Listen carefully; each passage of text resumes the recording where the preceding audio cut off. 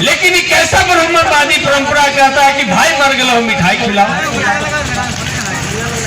बाप मर गलो जो कहीं जिंदगी में वापस न लौटता थून उनका नाम पर मिठाई खिलाओ, और एगो मिठाई से ना भैया 7-7 गो मिठाई बनाओ।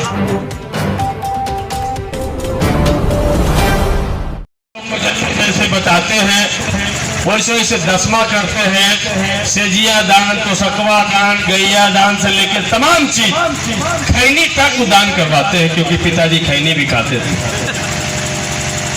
तो जब सब चीज दान करने के बाद भोज भंडारा खत्म हो गया, तो जब भी पंडित जी आवे तो हमारे चारों भाई हम लोग उनसे अपना पिताजी का हाल चाल पूछते कि कहा ना पंडित जी कैसे हथिन बाबूजी। तो बाबूजी तो सब ठीक हथुन, से खैनी खत्म हो गए है, से खैनी मांग कथुन है। तो हम लोग बाजार से खैनी 1 किलो 1.25 किलो खरीद करके चुन्ना बढ़िया से पैक करके दे देते थे। और बाद कभी आते तो कहते कि घी खत्म हो गया बेटा, से घी मांग कर तू तो घी भी दे देते। एक दिन और आए तो हम लोग पूछे कि कहा ना पंडित जी बाबूजी के समाचार, तो कहे बाबूजी के तो सब समाचार ठीक हो, से उनका दूध खाए में बड़ी दिक्कत हुई। तो हमनी के गैया बियाए वाला हले ओकरा पर नजर हली पंडित जी के, तो हमारे बड़का भाई खोल के दे दिल, लेकिन छोटका भाई बड़ी नटखट हली, सब जा जाके देखा हले कि खैनिया ले जाके अपने खाओ, घिया अपने घरे में ले जाओ, और गैया भी जल्दी से गैया के दूध भी अपने सब बाले बच्चे मिल के खाए। तो एक दिन छोटका भाई बड़ी कस के भोर में उठले रोते रोते, हमनी दौड़ल गेली, कहली का होलो ननका, का होलो ननका। तो बाजी अल्फोन सपना में तो का कहल कथुन की गैया देले से मिल गए, घीवा देले से मिल गए, खैनिया भेजा महीने से सब मिल जाओ बेटा, लेकिन बड़ी कष्ट में ही हो। तो का तो पेट में बड़का को घाव हो गए है, तब उपाय कुछ बदल कथुन। तहाँ कहल कथुन की जे पंडित जी के जे चीज देने से सब मिल जाओ, से पंडित जी के ऑपरेशन कर दे में तो हमारे घाव ठीक हो जाए। अब पंडित जी के हमनी चारों भाई छुरा लेके खदेड़ले चले, और पंडित जी गोले गोले घूम के गश्ते थे कि पलंगवा देला से हमरे ही हो, तो सकवा देला से हमरे ही हो, खैनिया देला से हम ही खा लियो, गैया देला से हमरे ही हो। और उस तरीके से नाटक का अंत होता था, कर्म कांड के भंडा फूटा। तो इसलिए इस बात से हम सब लोग को समझना होगा। हम एक जगह गए हुए थे अपने क्षेत्र में ही, पीपल के पेड़ के नीचे में खास करके 10 कर्म का कार्यक्रम लोग करते हैं। तो एगो पुरोहित और पंडित दोनों जिसके यहाँ 10 कर्म था वो और पंडित दोनों लड़ रहा था बहुत। हम जब पहुंचे तो मेरे गाड़ी को रोक लिया पंडित जी आकर के, और कहा विधायक जी अपने विधायक हो, अपने फैसला कर दे। हम क्या हाँ बोला फैसला कर देंगे। तो ये बताऊँ कि इतना बड़का आदमी मरलथिन और फोल्डिंग दी शोभा देता है, और ये पतला तोषक दल कथिन शोभा देता है। हम की तो दम न शोभा देते, इनकर बाबूजी ऐसने पर सुता थी। हम कल ना ऐसा पे तो न सुते के चाहिए, इनके बाबूजी तो बढ़िया पलंग पर सुता सब। तू ही फैसला कर दे, हम छोड़ा ना, इनका ना देवे के मन है से हम ही चला खरीद दे तोरा जे पलंग चाहिए, जे तोषक चाहिए, कहे ला लड़े था हम खरीद दे, हम विधायक है ये हो, लेकिन एक शर्त रहतो। तो कलकतिन का हम कि ये जो तोषक और पलंग खरीदबो ओकरा पर तोहर बेटी या तोहर पोतो न सुते के चाहिए। तो बोले काहे हम की बुढ़ारिया में इनकर बाबूजी ऐसा थी, और वही पलंगवा पर सोच जाती तो आदत बिगड़ती कि ना बिगड़ते।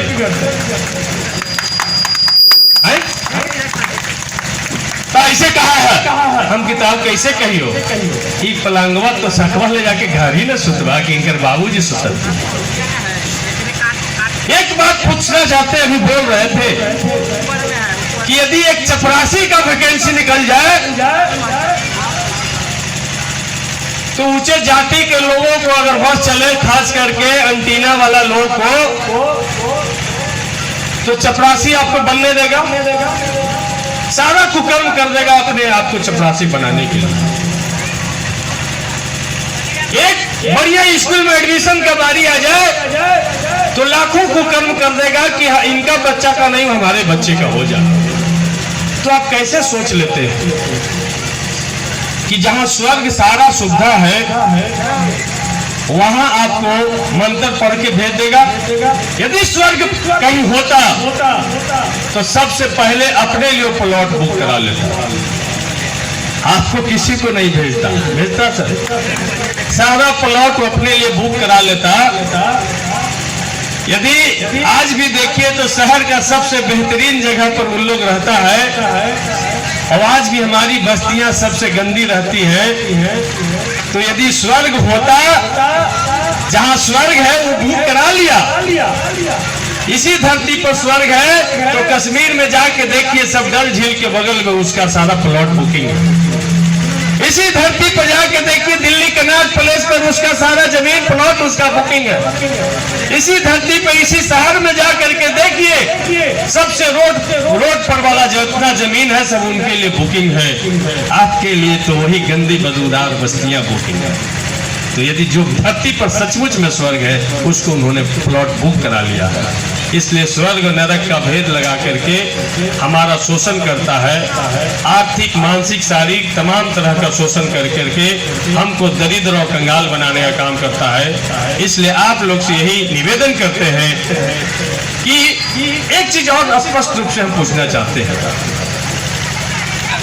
कि किसी के घर में कोई बाल बच्चा होता है तो लोग कहता है कि बाबू घर में बाल बच्चा है, लो मिठाई खिलाओ। तो हम कहते हैं कि ठीक है मिठाई खिलाओ। बाबू मैट्रिक पास हो गए हैं तो मिठाई खिलाओ। तो हम कहते हैं खिलाओ। फिर हम कहते हैं कि ये नौकरी लगो मिठाई खिलाओ, तो मिठाई खिलाते हैं। लेकिन ये कैसा ब्राह्मणवादी परंपरा कहता है कि भाई मर गए मिठाई खिलाओ, बाप मर गए जो कहीं जिंदगी में वापस नहीं लौटता थून उनका नाम पर मिठाई खिलाओ। एगो मिठाई से ना भैया 7-7 गो मिठाई बनाओ। एगो मिठाई से भैया मन ना पड़े, 7-7 तरह की मिठाई। तो ये सोच लीजिए कि 10 दिन हम हल्दी नहीं खाते हैं, हम तेल मसाला नहीं खाते उनके शौक में, और 11वां दिन पूरा गांव के बुला के मिठाई परोस के खिलाते हैं। ये उनके प्रति श्रद्धांजलि है कि मजाक है। यदि आज धनकेश्वरी देवी इस दुनिया में नहीं है तो धनकेश्वरी देवी का लक्ष्य यही होगा कि हमारा पोता पोती वहां चल जाए जहां बाबा साहब पढ़े थे। ये लक्ष्य होगा वहां न तो कम से कम अरवल चल जाए, जहानाबाद चल जाए, पटना चल जाए, गया चल जाए। इतना तो लक्ष्य होगा कि वहां जाके हमारा बाल बच्चा पढ़े। लेकिन इनके नाम पर यदि 2-4 लाख रुपया हम खर्चा करते हैं, हम कर्जा लेके खर्चा करते हैं, 4 तरह का मिठाई हम बनाने पे खर्चा करते हैं, क्या इससे धनकेश्वरी देवी का सपना पूरा हो सकता है? लेकिन वही पैसा हम बचा करके यदि उनके पोती के लिए हम लैपटॉप खरीद देते हैं, उनके पोती को हम बढ़िया जगह पे एडमिशन करा देते हैं, तो हमको लगता है कि धनकेश्वरी देवी का लक्ष्य पूरा हो सकता है। इसलिए मृत्यु भोज पे, अंधविश्वास पे आप पैसा नहीं खर्चा करें। यदि पैसा ही खर्चा करना है तो ज्ञान अर्जित करने पे खर्चा करें, तभी आपका सचमुच में विकास होगा। और आज भी देखिए ज्ञान के सारे केंद्रों पर उन लोगों का कब्जा है, क्योंकि वो जानते हैं जो ज्ञानी है वही इस दुनिया में राज करेगा।